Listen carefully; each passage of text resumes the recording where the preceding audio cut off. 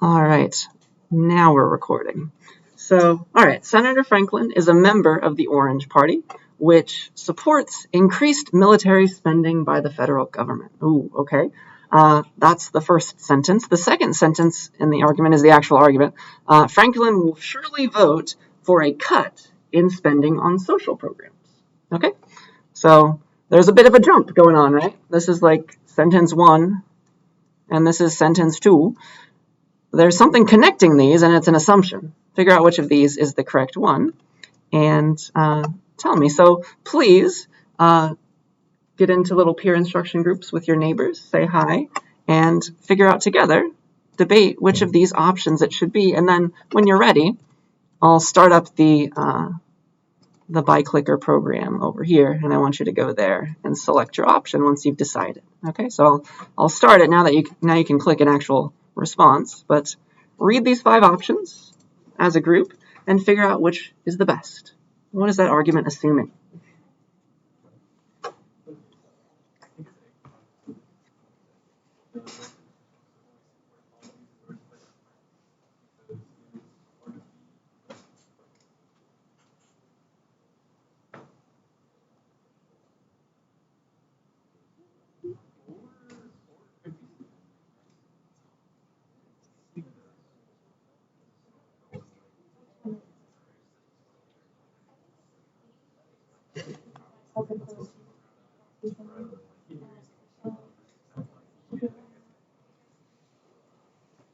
I appreciate the murmurs that I hear.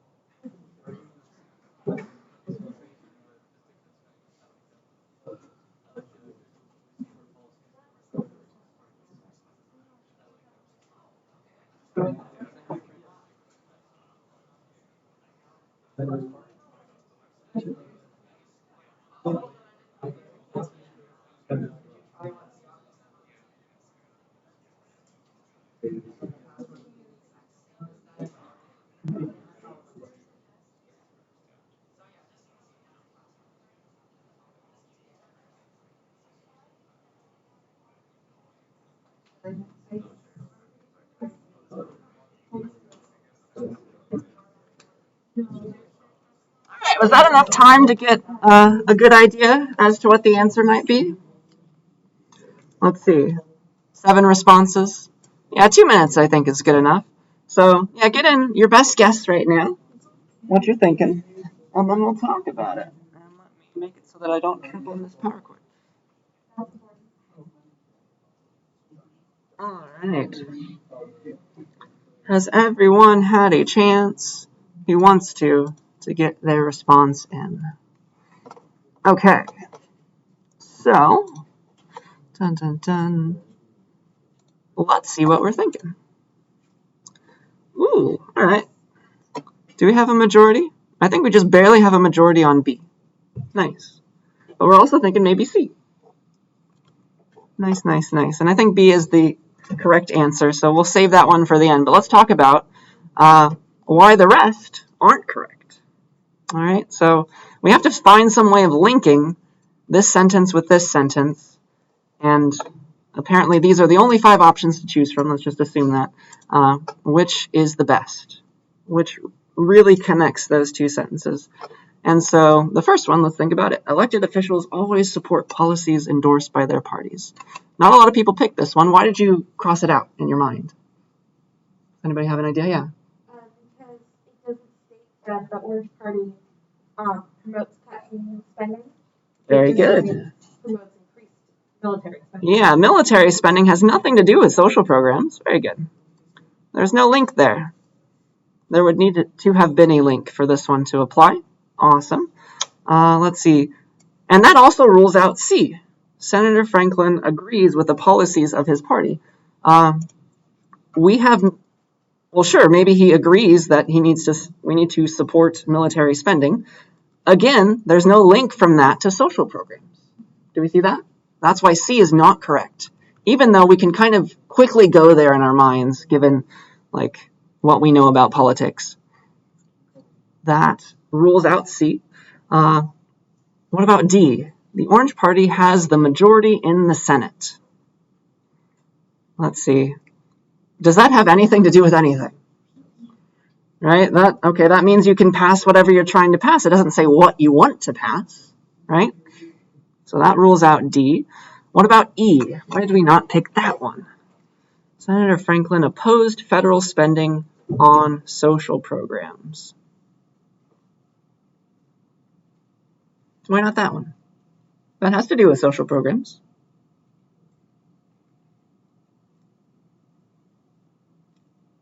Any ideas? No way does it say that happened. Good. Yeah. Well, I guess technically you could assume it. So that is possible. Maybe he's really thinking that. But if this were true, why would we have said this at all? I guess would be my argument there. There's no need to talk about military spending if we just needed to say this, if we knew that he didn't like social programs to begin with. That doesn't link the two. You see how this one doesn't link anything? That's the key there. And so that does leave B, and this is the only option that links those two sentences. The only way to increase military spending, which is something we know Senator Franklin wants to do, then is to cut spending on social programs. That gives us the link between the first sentence and the second one. Does that make sense as to why that's the answer? All right. It's not obvious, right? So that's why we're learning about it. That's why we're getting our brains working. So now that our brains are sufficiently warmed up, I would like to talk about ethics. So that's a key part of this class. We're going to come back to these ethical theories a whole lot. So remember, like I was talking about before, there is no right answer to these questions. It's just whatever you can argue well enough, right? Then you might be wondering, like, how can we resolve these dilemmas that I'm going to pose to you or that you have in your mind that you're thinking about? And I don't know if it's the best answer, but this is what philosophers do. I'm going to give you a bunch of ways that you could view an ethical problem, okay? I'm going to show you some standard ways of thinking about things, some standard viewpoints that people like to use to consider what's going on in their question, okay? Whether something's good or ethical or bad or not, okay? Things like that. So if we look at these problems under these viewpoints, using these viewpoints, that might help us figure out what we really think. And that's all that I want these to be used for, okay? It'll make more sense when I give you some of these actual theories. They're just ways of approaching a problem, right?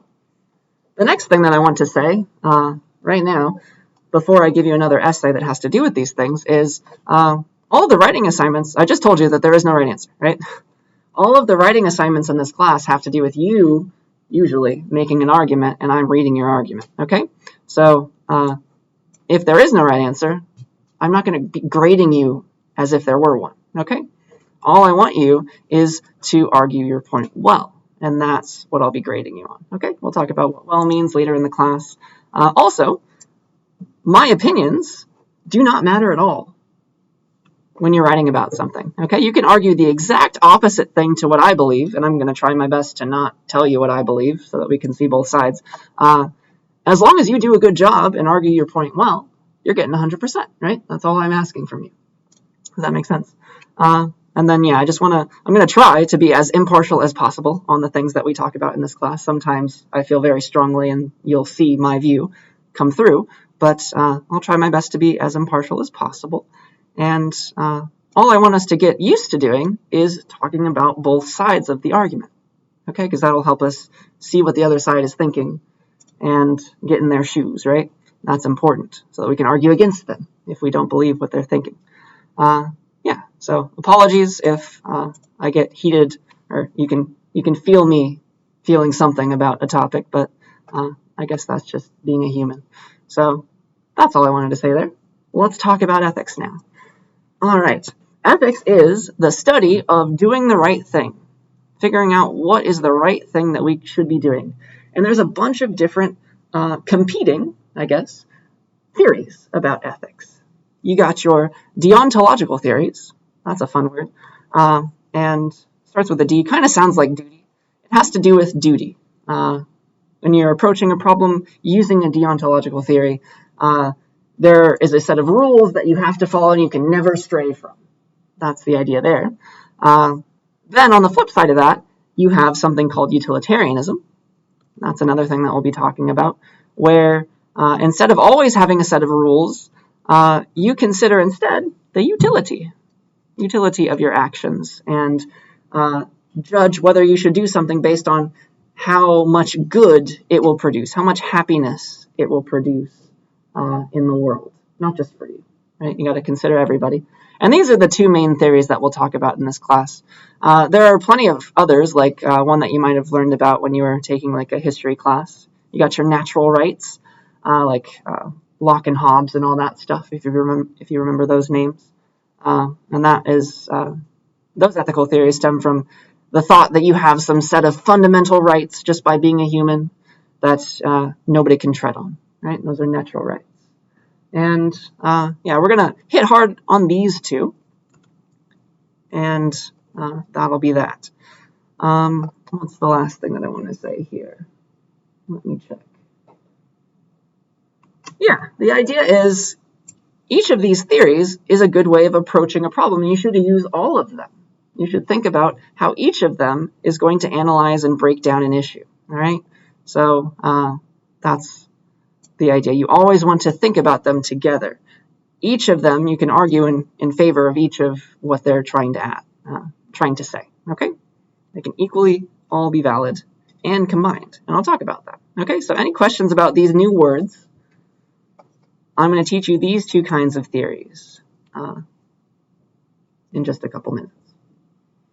And by the way, if you're like a philosophy major and you know more about this than I do and I'm saying something wrong, please correct me. I'm just a lowly computer scientist. All right. Let's talk about the main deontological theory. It is called Kantianism. All right. It is named after a man who came up with it. His name was Immanuel Kant. And deontology, again, has to do with duty, where you have a list of rules that you have to always follow. The word always is going to come up a whole lot when we talk about Kant's theory. Okay? So what Kant thought about any ethical problem was that, kind of like the golden rule, you should always act in a way that you would want others to always act. Okay? Again, that word is coming up. You get no special exceptions, just for you. You want to always do the same thing when presented with the same problem, same ethical problem, okay? That was the first thing that he believed. And then also, these two beliefs, he argued, were equivalent. We don't have to go there.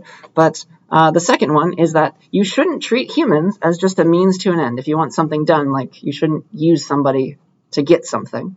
You should treat them like a human. And you can kind of see how that relates to the first, but the first belief is the main one that we will be using in this class to analyze things. Okay? So that is Kantianism, named after Immanuel Kant. And we'll see soon, I have an example.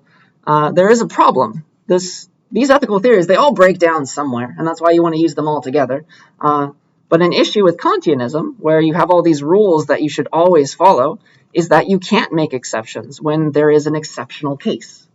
And sometimes there is when you're thinking about, like, should I kill someone, right? All of those ethical problems. So we'll come back to that. Are there any questions about Kantianism? I'm sorry, I have to throw a lot of words at you today. Yes?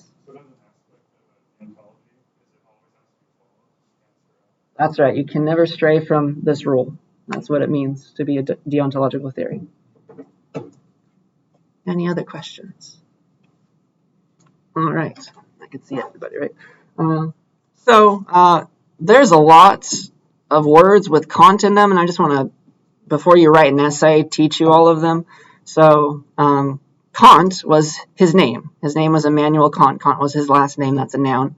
Kantianism is his style of philosophy, that you should always treat people not as means to an end, should always act in a way you'd want others to always act. That's Kantianism. That's his style of philosophy. And if you want to talk about, like, oh, this idea, give it an adjective relating to Kant, it's called Kantian, right? That's the adjective. Like, that is a Kantian idea. Okay, that's the dictionary definition, right? It has to do with his ideas that he proposed in Kantianism, right? And then somebody who believes his stuff, who is a proponent of Kantianism, that is a Kantianist. Yeah? So lots of terms. He's just a popular guy. Now we know them. So let me show you where Kantianism might break down. Here's one example, a standard example to talk about this with. So Kant, of course, if you ask the question, should you lie, he would respond no. Do we see that is just night and day? He's always going to say no, nobody should ever lie, because he'd ask the question, should people always lie? And the answer is, of course, no, right? So Kant would be firmly opposed to lying, and he would ask this question, should we always lie? And the answer is, of course, no. Okay? Nope. But here's where that might break down. Here's an example that I've seen before. So here is a house. Here's my house, let's say. Boop. My best drawing of a house. And here's my front door. And here is, I don't know, here's a murderer. Murderer comes to my house and knocks on the door. Like, let's say I'm living with my parents and my mom answers and I'm still inside somewhere. The murderer comes to the door and he's like, I'm here to kill Lawton. Where is he? Okay? Whee. Let me write as best as I can with this tiny little tablet.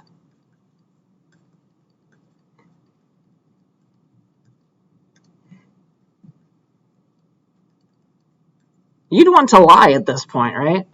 You'd want to say, no, he's on vacation. He's not in the house, even though I am. So that is an idea.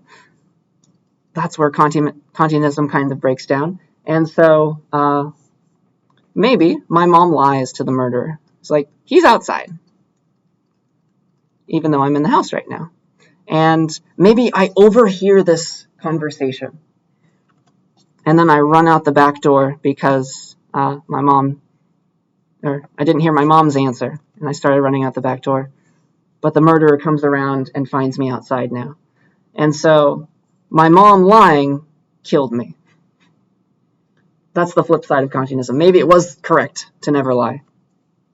Okay, so do you see how you could have both options? Like, as a mother, you'd want to lie, but you could also have killed me by lying if I didn't hear you say something.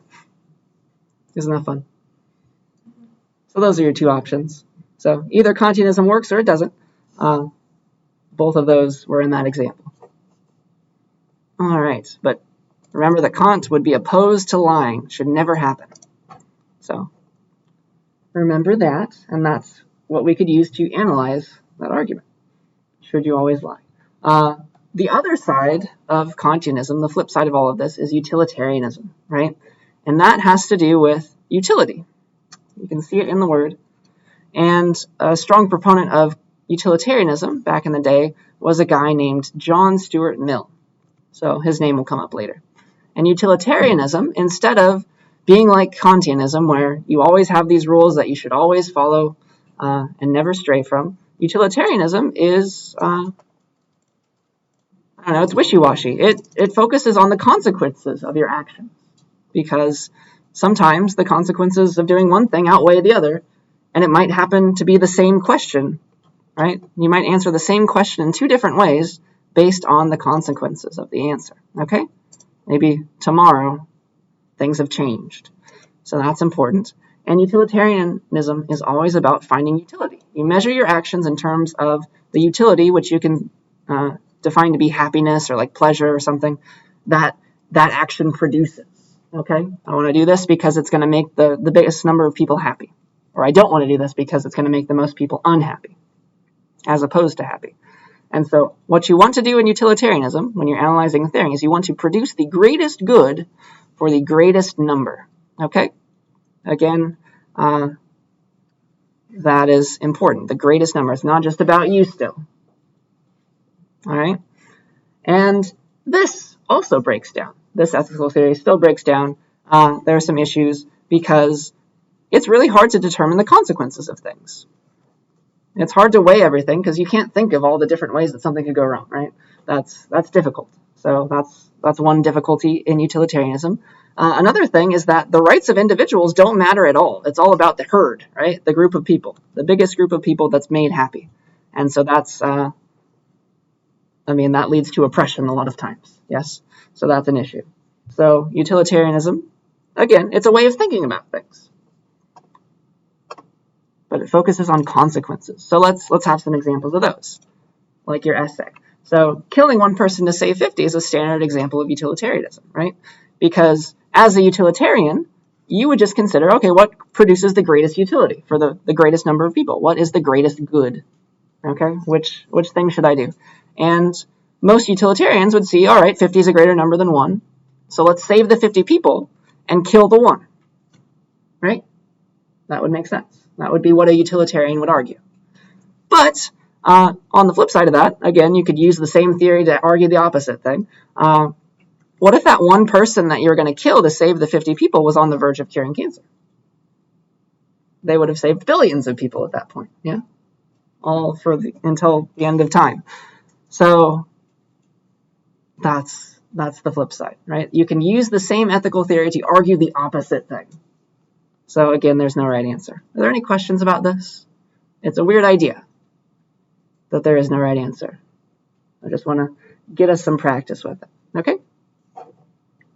So each of these theories, they're not ways to say what is precisely correct to do, right? They're just ways of approaching an argument so that you can analyze it yourself, okay? What would a Kantian person do? What would a utilitarian person do? And that will help you assess the argument yourself and start debating with somebody about it, yeah? That's all I care about you learning. And that's what they're good for. Okay, so are there any questions about Kantianism and utilitarianism before I give some more in-depth examples of them? All right. So excuse me for being a millennial, but my best example of all these terms is let's go through the ethics of Pokemon. So if you're not familiar with Pokemon, it's just like it's a world where you have these sentient creatures that you can catch and they walk around with you and you can fight other person's sentient creatures and gain experience and like take over the world, be the Pokemon master, right? Are these terms familiar to some of us? Hopefully. Sorry. But this is my best example. So, all right, let's talk about the Pokemon world from Kant's perspective. Let's ask him all of these questions and let's see what he might respond with. So should we always domesticate wild Pokemon is the first question, right? When you see Kant, always think the word always.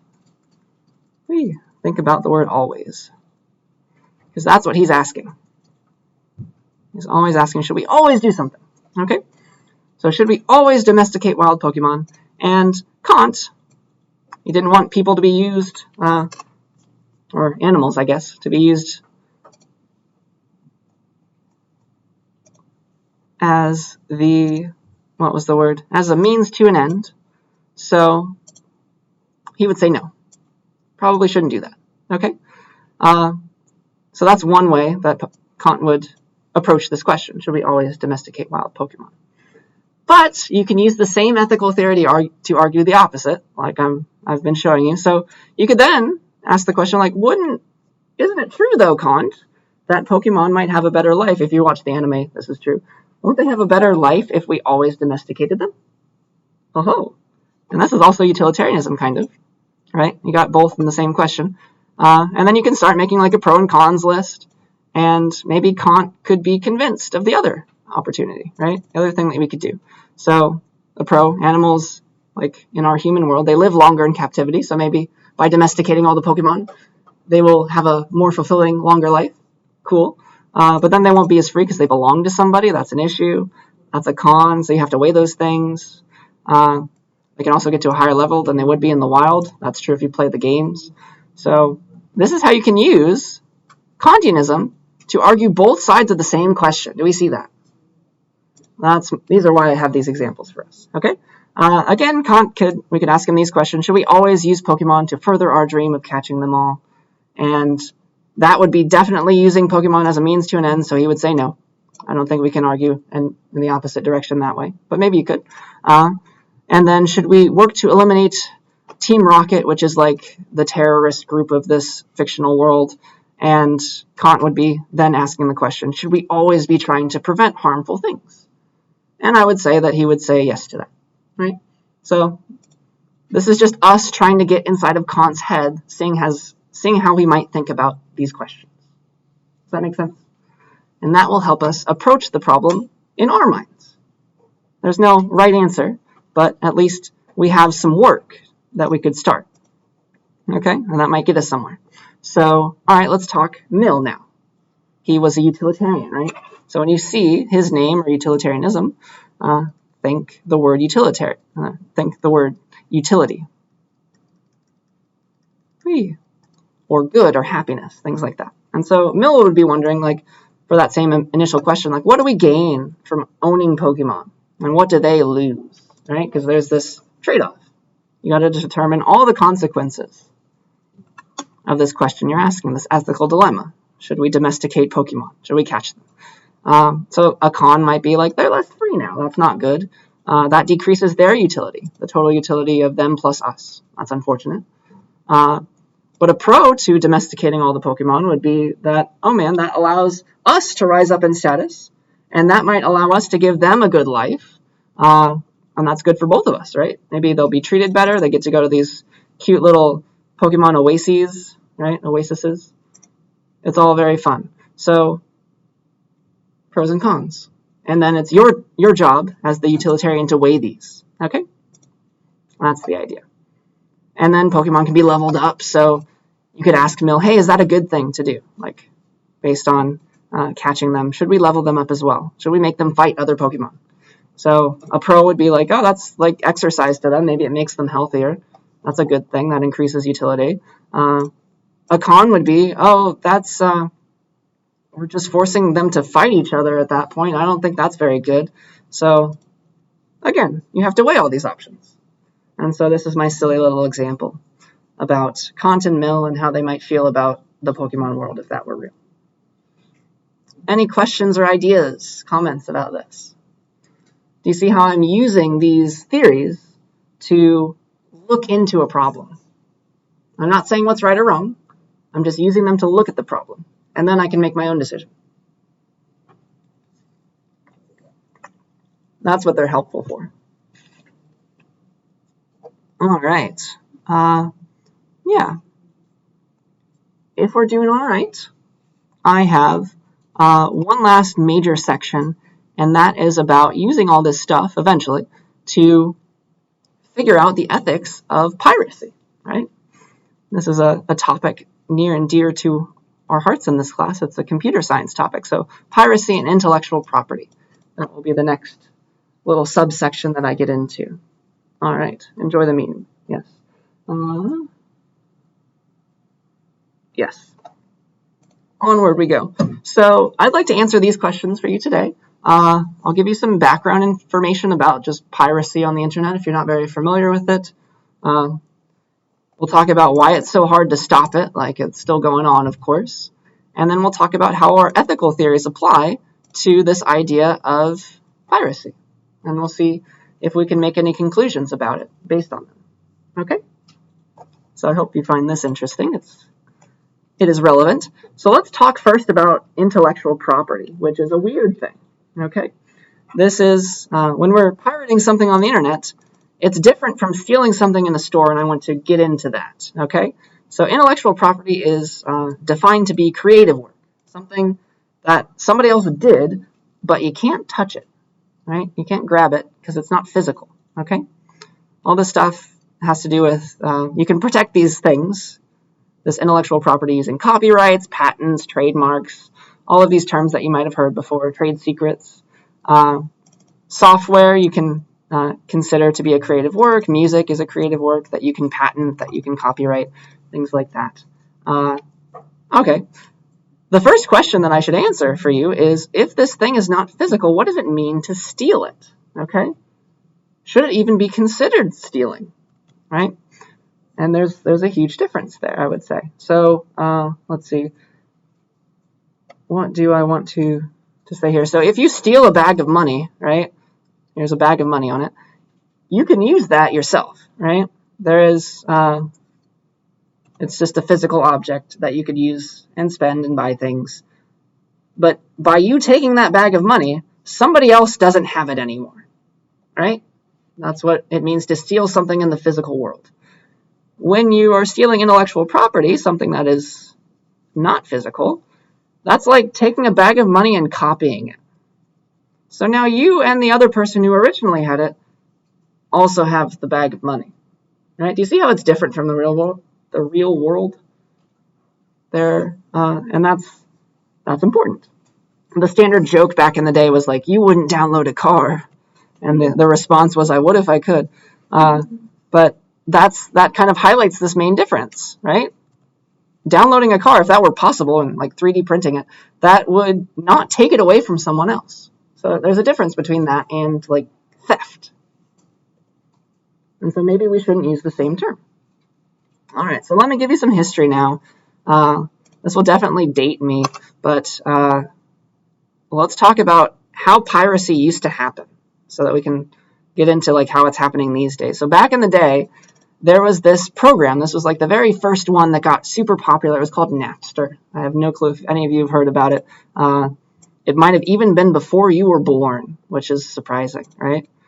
Even these days. So this was just a thing. Let me zoom in. This was a screenshot of it on a very, very old version of macOS. You see the Apple logo with a rainbow still in it. You could just search for something that you wanted, and you're connected to a bunch of people, a bunch of people's individual computers, and you can double-click and start downloading files that they had, and now they're yours too.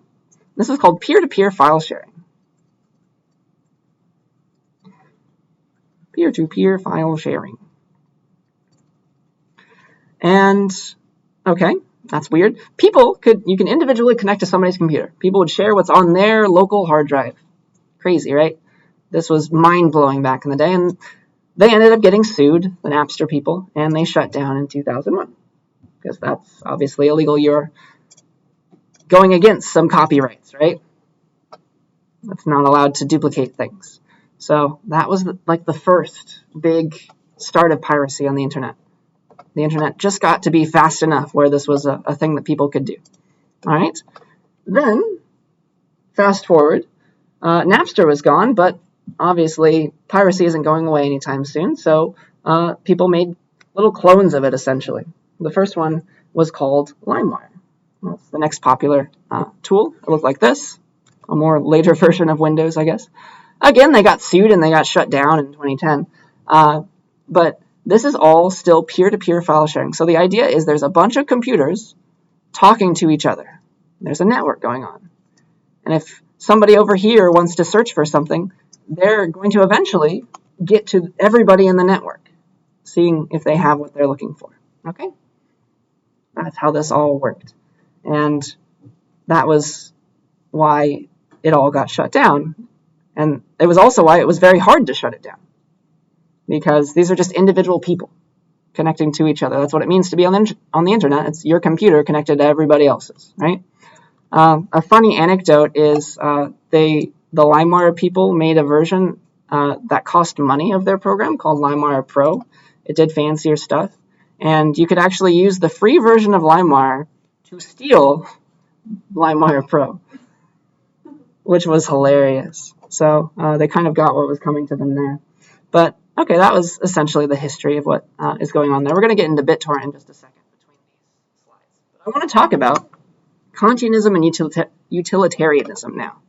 These are such large words. So let's try and use these ethical theories to figure out whether or not piracy should be allowed. Should we be able to do these things? Okay, so let's look at this from Kant's perspective. Kant would be asking, right, should you always That is the key term. Should you always be able to share content with people, things that you want to give to somebody else, right? That otherwise would cost money, right? That's key as well. So again, you can use Kantianism to argue both sides, couldn't you? And it's your job to pick which one makes more sense. So on the yes side of this, Kant would maybe think like, yeah, nothing should be copyrighted in the first place. Everything should be free. We shouldn't be keeping anything from anybody else. Maybe Kant is a communist. Totally fine. Then you have no. Kant could also think no.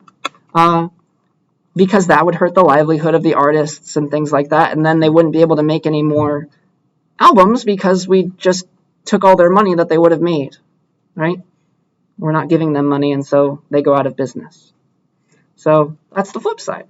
Either way, do you see how this question has multiple answers? That's important. All right. Then we have Mill on the other side. So he's going to be a utilitarian. He's going to ask questions like, okay, piracy. Let's think about that in terms of utility. Like which side of that coin makes more people happy? What provides the most utility? Okay? And again, you could use it to argue both sides. So maybe the pros outweigh the cons. Maybe the pro would be, okay, a lot of people who cannot afford an album, they don't have enough money to buy an album. There's plenty of people like that in the world. They're now able to enjoy that artist's music, and that is obviously increasing someone's utility to listen to music, I would say. And even so, even if they stole it, they might have liked the music so much that they'll go out and then buy the album. Like they want to support the artist at that point. So that's a pro. That's a possibility. And that might outweigh the cons. Maybe Mill would say, yes, piracy is a good thing. It should be allowed. You could also argue the con, right? Maybe that outweighs the pro.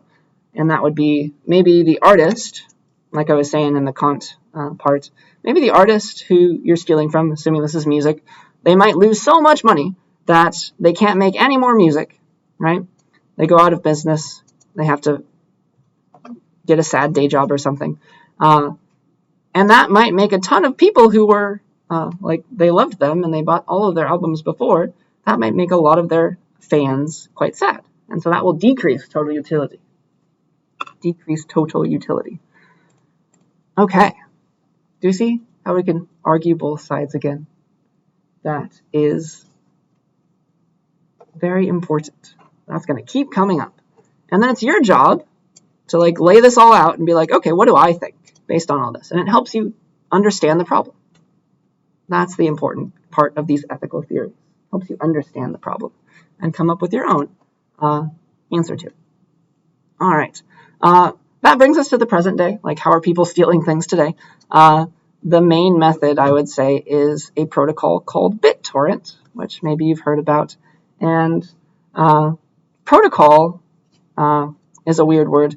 Bittorrent is quite different from Napster and Limewire in that it is just this thing called a protocol, which is a way of transferring information on the internet. That is, like, if you go to a website, you say HTTP, maybe an S. Usually it's S these days, and it's like : / This is a protocol.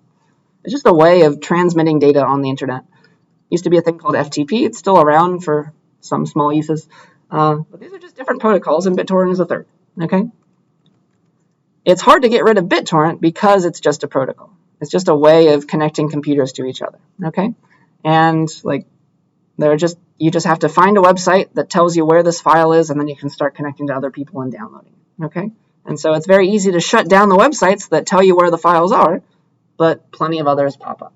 That's the present day in terms of piracy and file sharing.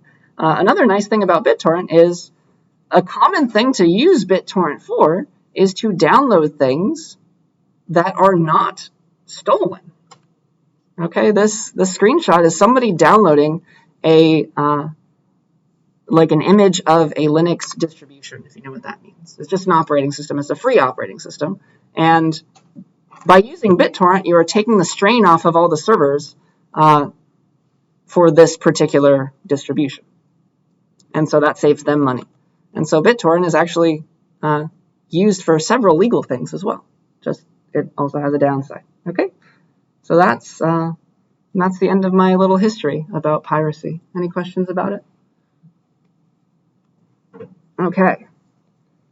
I have, let's see, one last idea, and then I'll introduce your next essay. Okay? And we're going to have a little debate, too. I'm excited. So here's the last idea that is probably extra near and dear to our hearts. Should you download textbooks without paying for them? Of course, this is still piracy, right? So let's talk about, or I want you to think about, what are some common arguments for and against, right? What are their potential assumptions even? Remember that word from the beginning of class. So I have an example, an exercise for us about this on the next slide, and I'll leave those answers for later.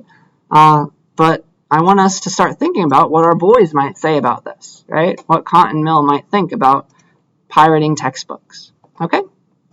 So here's my question for you. So I want you to go back into the groups that you were in before for the question about assumptions that we did way back up here. So go back into those groups, say hi again, and I'm going to give you this question to think about. Okay, should you download textbooks without paying for them? And in your group, I'm going to give you a group number. I can't remember if I did that before or if that was my CSCI 40 class, but what I'd like you to do is go to the class website and go to the written ICE page. Only one member of your group has to do this. Please go to that written ICE link, written in class exercise. And here is what I want us to fill out. Dun, dun, dun. You'll fill in your responses here, so you don't have to say anything out loud. We don't have to yell at each other for this debate. So let me clear it out from before. From my previous class. But here's how I want to get you into groups. Here's a map of the room. If you go on the next, at the bottom there. I made a map of the room, and here's the front, here's the whiteboard, here's the doors, the back. So here are the computers numbered, starting at 0 because computer science. And let's say that your group number is the minimum computer number among all your group members. So if you're sitting at computers 5, 6, and 7, your group number is 5. Okay?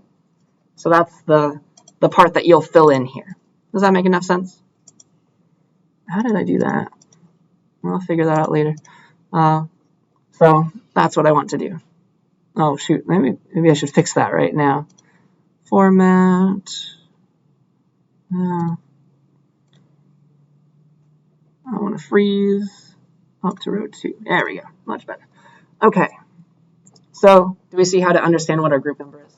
And then in this first response column will be where you put the answer that I'm asking you to come up with. So we're going to have a little virtual debate around this question. Should you download textbooks without paying for them? And let's say that the odd number groups say yes. Yes, you should download textbooks without paying for them. And the even group numbers, if your group is an even number, then you say no, you should not download textbooks without paying for them. So take some time, think of a couple arguments, think of maybe 2 or 3 arguments, and write them in the Google Doc. And then we'll come back and do some more with that, okay? But that's what I want you to do right now. Think about this question from the point of view of your group. I don't care what you think. I'm forcing you to think in a special way based on your group number. And write down some arguments on this page, okay? Give you a few minutes. What? 0 is even.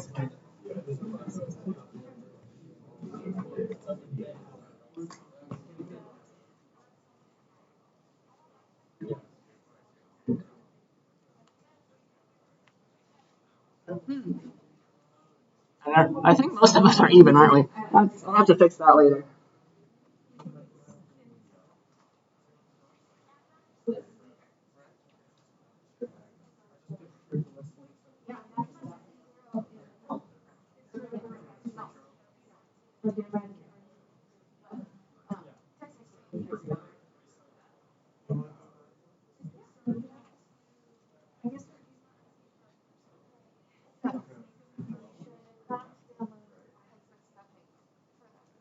Yeah, I'm forcing you to think in a certain way. So if you're an even group, you have to say no, you should not download textbooks, and tell me why. Give me some reasons why.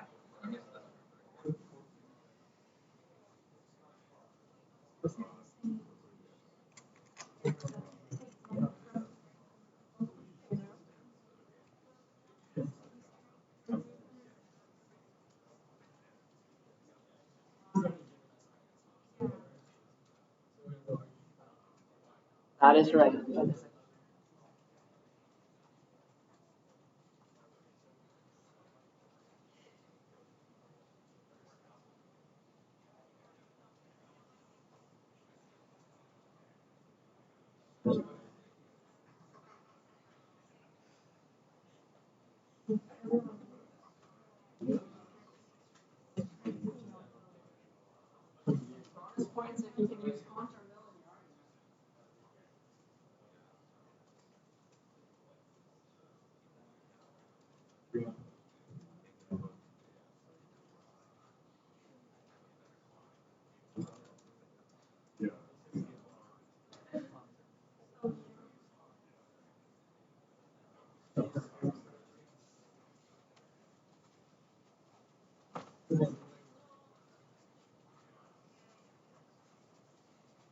I guess once you write something, you get to see all the other groups' writings as well.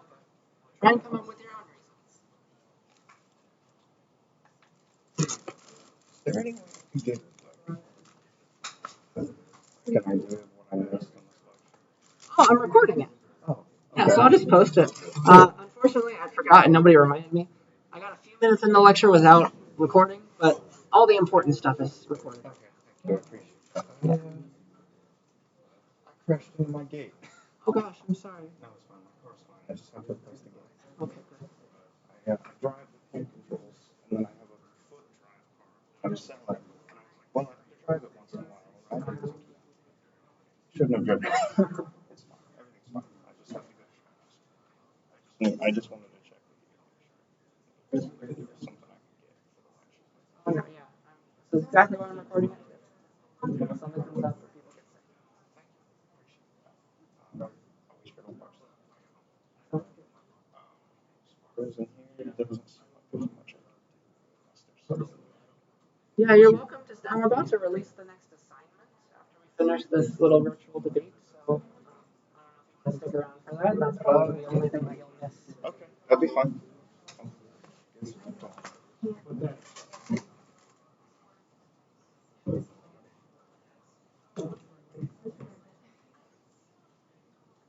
All right, let me check on us. How are we doing? I gotta zoom out in this map.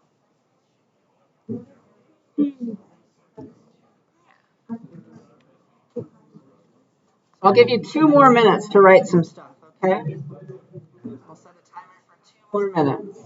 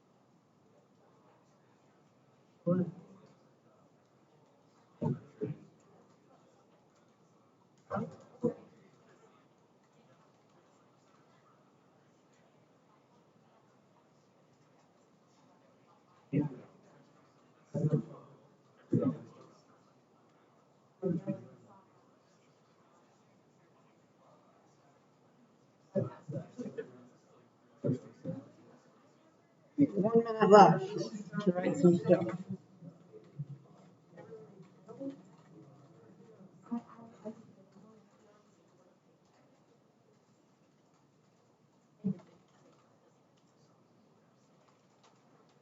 Oh, it might be easier to do it this way.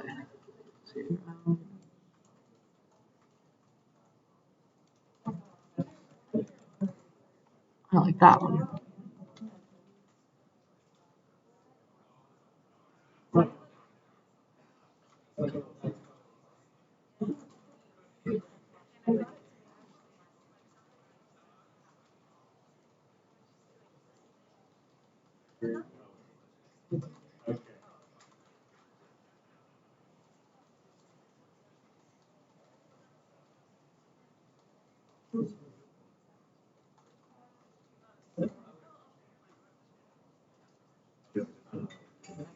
All right, that's time. Did we get something down? Good. So I hope this is fun. I mean, this is something we'll do a lot. lot in this class. So I'll put you into groups and you'll think about something, come up with good ideas. But let's come back now. Let's talk about what we have here. And then we'll see what to do. All right. I'll put you back into groups, but let's talk. Let's not talk right now. All right. I'll give you more time to talk later. I promise. So let's look at some of these. Let's look at 0 and 9, a good, even, and odd group, and then I'll send you back into your groups, and I'll have you argue against what you just said. Okay. So group 0. What is a good answer for no? Why should we not download textbooks? Okay, yeah, that's taking money, just like for the music example that I was talking about. Yeah, that takes money from people who created those textbooks. They need to get paid so that they can make more textbooks, right? Things like that.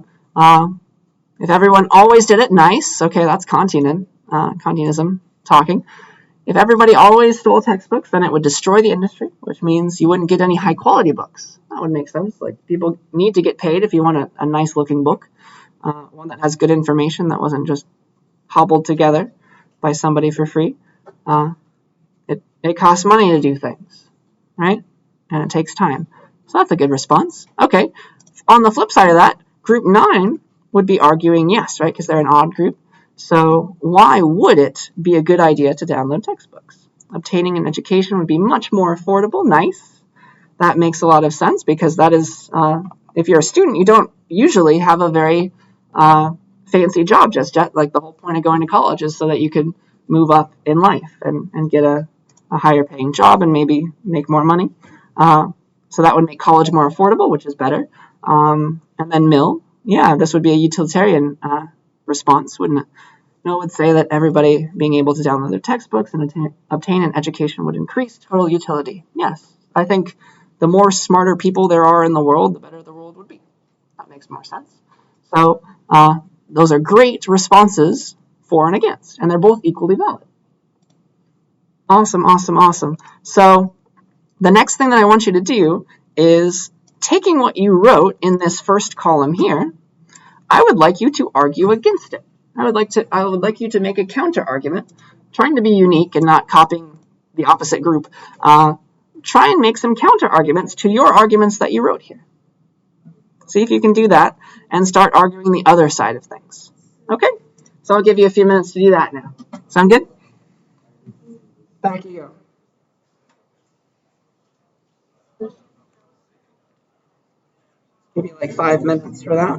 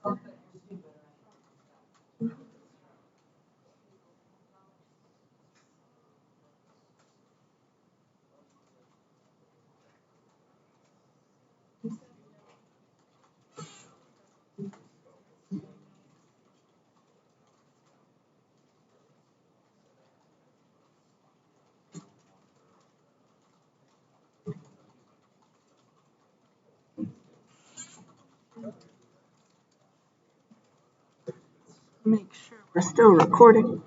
Hello, video people.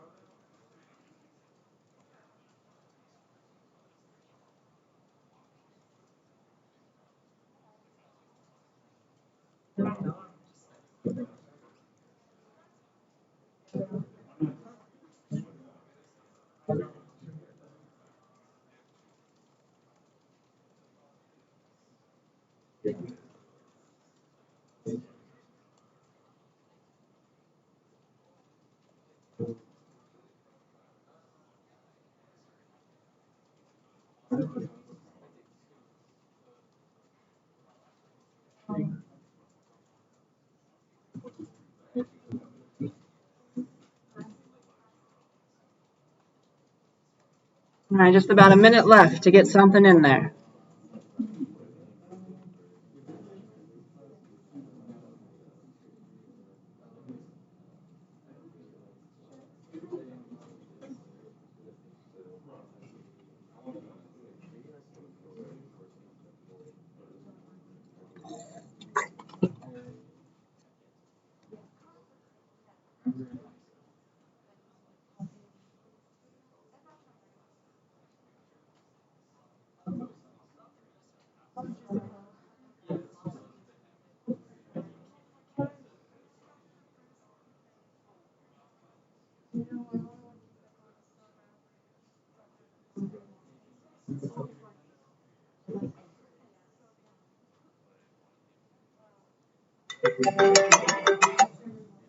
All right, that brings us to the end of our counter-argument time.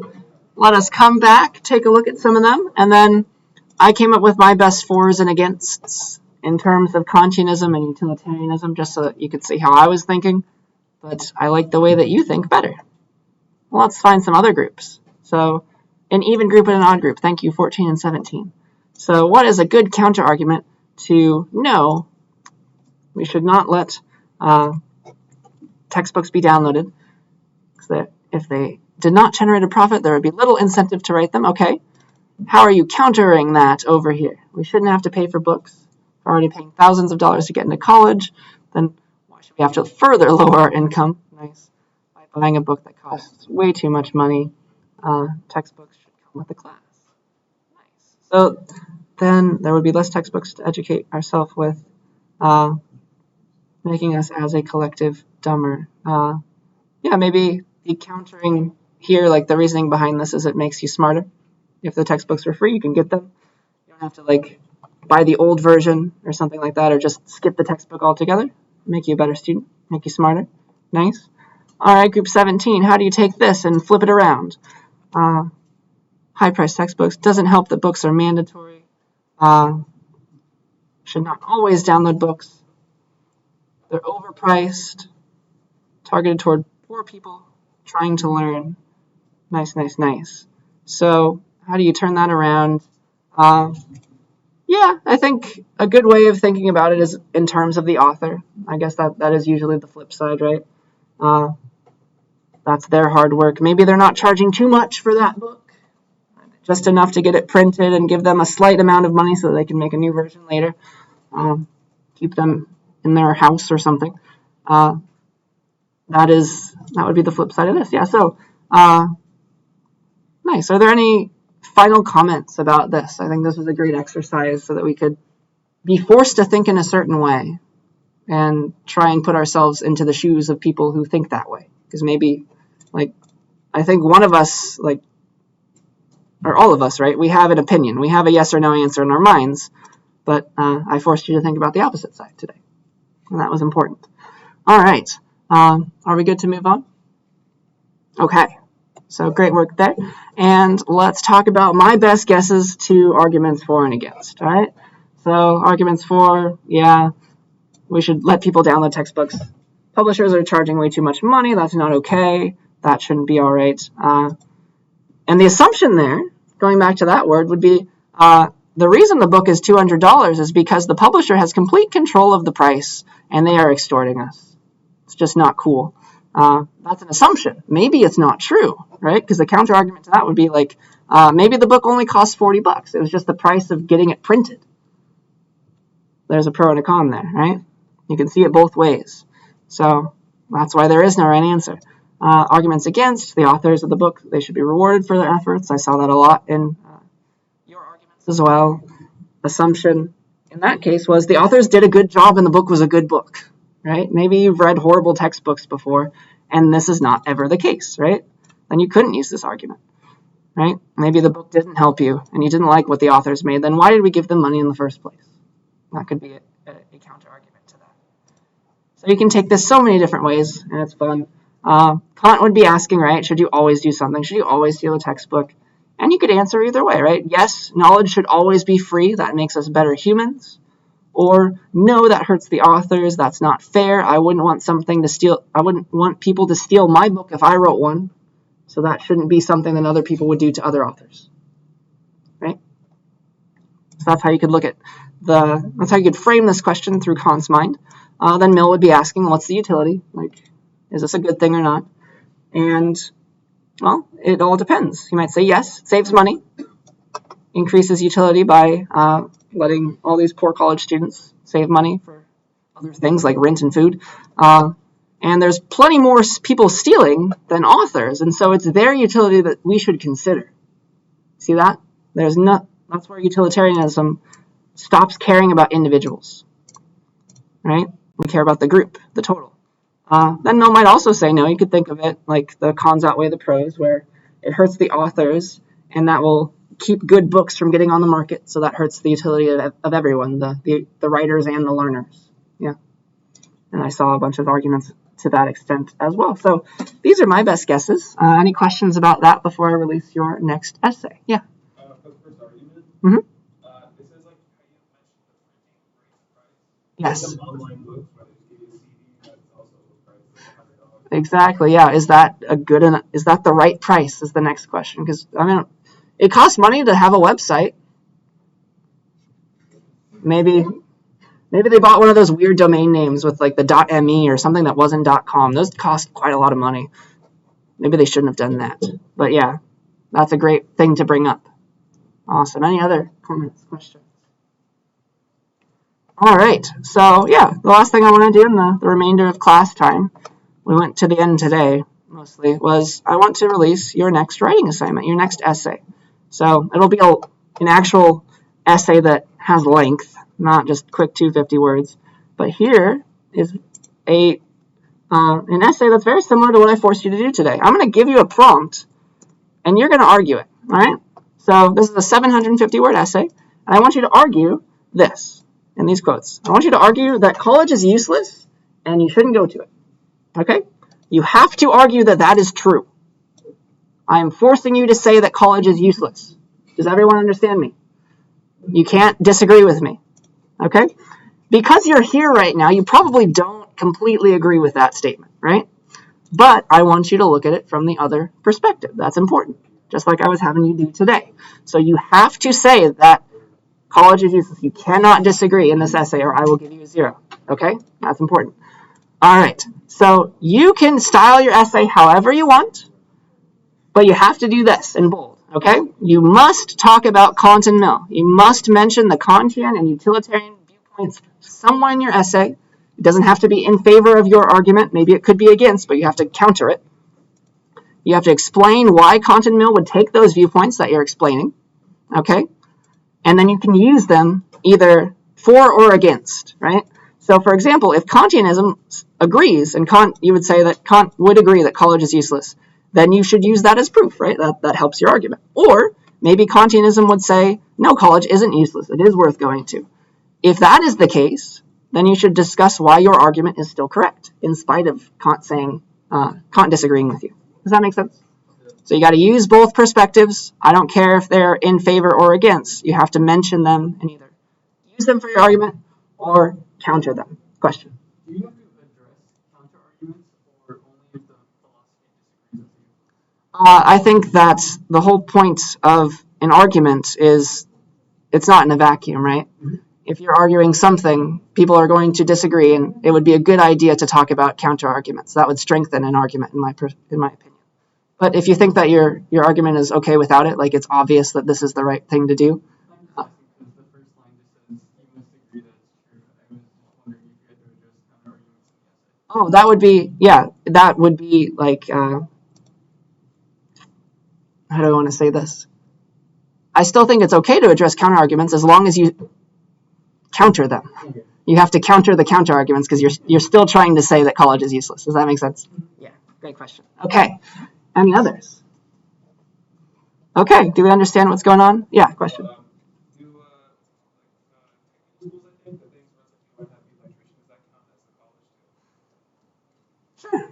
I'll say that they count. Sure. That's fine. That works for me. I don't care if you don't have to cite any works or anything for this essay. There's no citation requirement. I don't care how you do it. If there is a citation requirement, read this if you'd like. One thing that I will do is this is a formal essay, guys. I will mark you down if you talk too informally, okay? So if you use contractions, that's not meant to be in an essay, right? Or if your writing is super informal, like you're saying dude all over the place or something, right? This is a college essay, remember that. And this will be due, do I say a week? This will be due week 4, all right? So one of the days on week 4, probably I like to make your writing assignments due on, I think it was Tuesdays. So February 1st, that's a Tuesday. Tuesday of week 4, 750 words. Any final questions about this essay? All right, that's all I got for you. You're free to go, or you can stick around for the 2 minutes that the class is still here. There is one student that needs an account on the class website, and I will deal with you right now.